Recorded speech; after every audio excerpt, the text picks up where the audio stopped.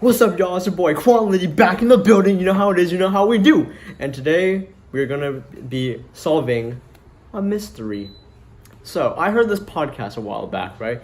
Can you stop doing that? I heard this podcast a while back, right? And this is the story about a man and his love for his family, or love for a different family. Ooh. So it all started. Okay, I don't know the exact details, so I'm gonna make it up as I go.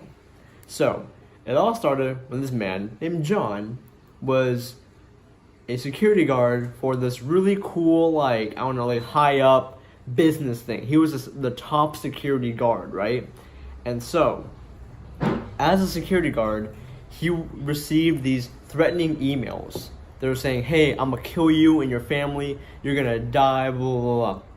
So he's receiving all these emails. It's really weird, right? So then John, one day, gets a handwritten letter saying, "I'm gonna kill you and your family and your kids." Blah blah blah. The neighbors are putting up cameras. Yeah, and so then he started putting up cameras. And after the cameras, the notes stopped coming. Ooh, he scared them off. 1 point for John. But wait, there's more. So then, one day, John goes out for a jog. Run. So he's running, right? His daily morning jog, right? And so then, when he's out on the jog, he gets like he calls his wife and kids. He has one wife and 2 children, and he calls them to wake them up, like he always does. He's like, "Not now!" So he's like, "Hey, sweetie, wake up! Hello, wake up! Hello!" But guess what? No one answers. Okay. Wait, hang on, I'm doing a film. Alright, so anyways, no one picks up, right? No one picks up. So he's like, "Oh my god, what's wrong?" So then he calls his neighbor, who's also a cop, to check up on them, right? And so the neighbor cop goes into their house, and then he's like, "Hey, can you please see what's going on?"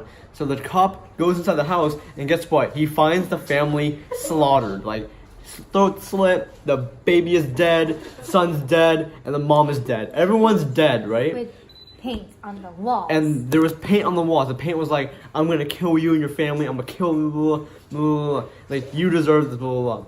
And so the father, John, comes home. He's like, "Oh my god, what happened? Like, my life is over."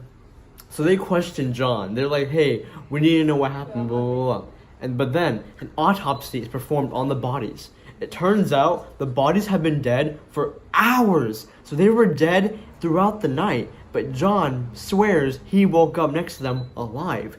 How is that possible? These two sides don't add up, and science does not lie, correct?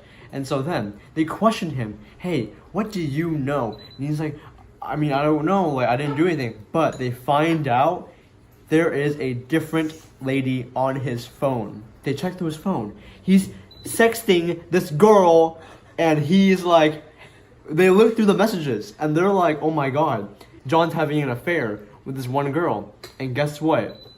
The day that this affair happened, and they had promise rings, that same day, John started getting the threatening emails.